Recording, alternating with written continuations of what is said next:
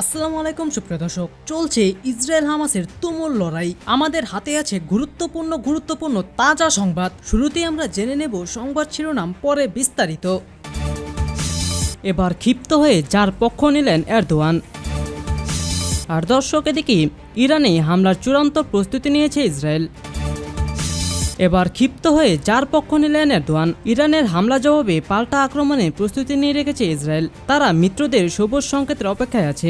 এ নিয়ে মধ্যপ্রাচ্যে নতুন করে চাপা উত্তেজনা বিরাজ করছে।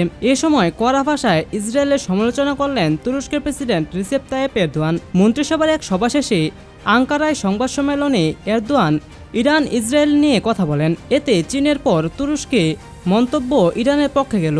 রিসেপ তাইয়েপ এরদোয়ান বলেন, ইসরায়েলের প্রধানমন্ত্রী বেনিয়ামিন নেতানিয়াহু ও তার সরকার মধ্যপ্রাচ্যে উত্তেজনার জন্য দায়ী। তিনি বলেন, ইসরায়েল একটি আঞ্চলিক সংঘাত উস্কে দেওয়ার চেষ্টা করছে।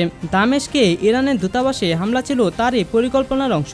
এরদোয়ান বলেন, যতদিন গাজায় নিষ্ঠুরতা ও গণহত্যা অব্যাহত থাকবে ততদিন আঞ্চলিক সংঘাত থাকবে। এই থেকে উত্তরণে সব পক্ষকে কাণ্ডজ্ঞানে পরিচয় দিতে হবে। এ সময় তিনি পশ্চিমাদের প্রতি নিন্দা জানান। কারণ হিসেবে বলেন, তারা ইসরায়েলি ইরানের হামলার নিন্দায় ব্যস্ত, অথচ সিরিয়ায় ইরানের দূতাবাসে হামলার ঘটনায় চুপ ছিল।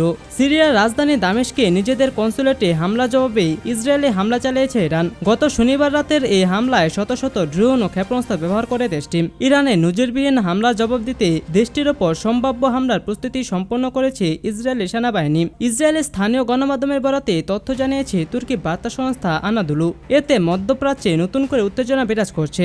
ইরান বলছে, তারা নতুন করে উত্তেজনা চায় না, তবে আক্রমণের শিকার হলে সেকেন্ডের ব্যবধানে জবাব দেবে।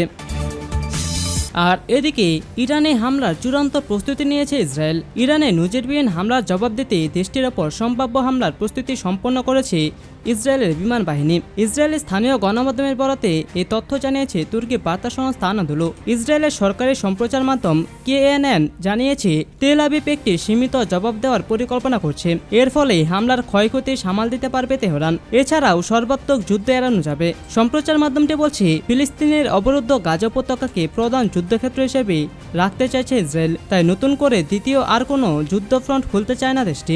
ইরানের ওপর ইসরায়েলের হামলাটির ধরন কেমন হতে পারে সে সম্পর্কে একটা ধারণা দিয়েছে কেএনএন। প্রতিবেদনে বলা হয়েছে, ইরানের ভেতরে গুপ্ত হত্যাকাণ্ড বা বড় ধরনের সাইবার হামলা করতে পারে তেল আবিব। গত শনিবার রাতে গাজা যুদ্ধ শুরুর পর প্রথমবারের মতো ইসরায়েলে নজিরবিহীন হামলা চালায় ইরান। মূলত চলতি মাসের শুরুর দিকে সিরিয়ার রাজধানী দামেস্কে ইরানের দূতাবাসে ইসরায়েলে বোমা হামলা জবাবে শত শত ড্রোন ও ক্ষেপণাস্ত্র ব্যবহার করে এ পাল্টা হামলা করে তেহরান। সোমবার ইসরায়েলের সামরিক বাহিনীর প্রধান বলেছেন, ইরানের ক্ষেপণাস্ত্র ও ড্রোন হামলার জবাব দেবে তার দেশ। যদিও মধ্যপ্রাচ্যে নতুন করে যুদ্ধ এড়াতে যুক্তরাষ্ট্র সহ পশ্চিমা মিত্ররা জবাব দেওয়া থেকে বিরত থাকতে তেল আবিবকে চাপ দিয়ে আসছে।